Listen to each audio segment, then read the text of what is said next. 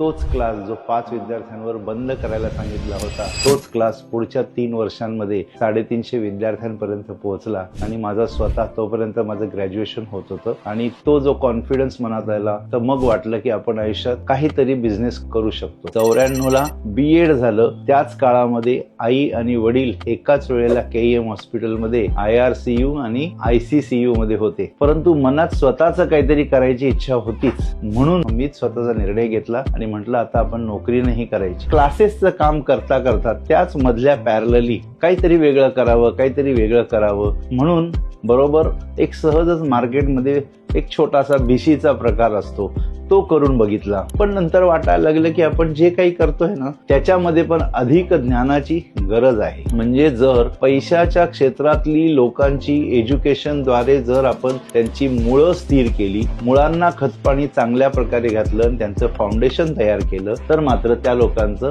आर्थिक जे स्थैर्य आहे ते खूप चांगल्या प्रकारे होईल. आणि म्हणून लोकांनी पण नंतर भरभरून प्रतिसाद दिला आणि मनी रूट्स या फॉर्मची स्थापना झाली. अशा प्रकारे एक ट्युशन घेणाऱ्या विद्यार्थ्यापासून अर्निंग विथ लर्निंग करत करत वेगवेगळ्या घटनांना सपोर्ट देत आणि वेगवेगळ्या घटनांच्या चढ उतारांमधनं असं करत करत आज मनी रूट्स या संस्थेचा फाउंडर आणि CEO म्हणून आपण कार्य करत आहोत.